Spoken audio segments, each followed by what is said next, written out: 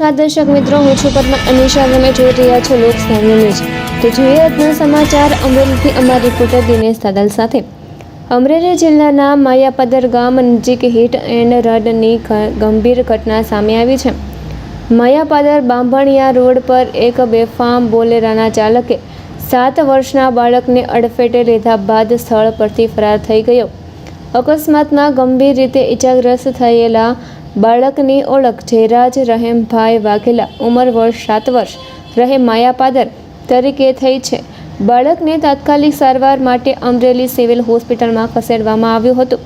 જોકે હાલત વધુ ગંભીર બનતા તેની વધુ સારવાર માટે રાજકોટ રિફર કરાવવામાં આવ્યો છે.